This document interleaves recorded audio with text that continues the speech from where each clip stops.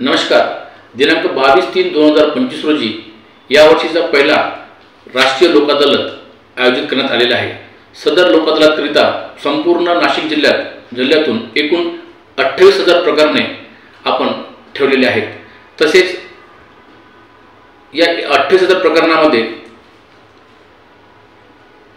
दिवाणी प्रकरणे, negotiable instrument act, motor vehicle act, दिवाणी अपील, तसेच मोटर क्लेम ॲक्सिडेंटची प्रकरणे व तसेच दखलपात्र व तडजोडपात्र प्रकरणे ठेवलेले आहेत।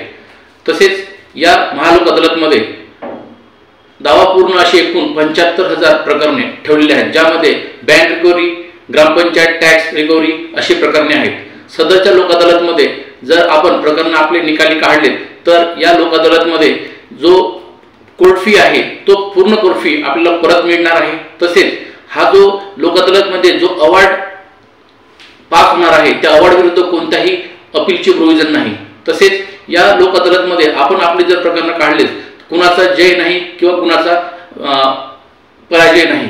तर या लोक अदालतच्या अनुषंगाने मी सर्वांना अशी विनंती करतो की ज्या पक्षकारांची प्रकरणे या लोक अदालतमध्ये ठेवलेले आहेत त्याने सदरचे प्रकरणे लोक अदालतमध्ये मिटवण्याचा प्रयत्न करावे। तसेच ज्या कोणी पक्षकारांना आपले प्रकरणे ठेवायचे असतील ते त्या दिवशी सुद्धा आपले प्रकरण लोक अदालतमध्ये ठेवू शकतात व परस्पर तडजोडीने ते प्रकरण निकाली करू शकतात। तर या लोक अदालत अनुषंगाने सर्वांना अशी विनंती आहे की जास्तीत जास्त प्रकरणे निकाली करण्याकरिता आपण प्रयत्न करावे। नमस्कार।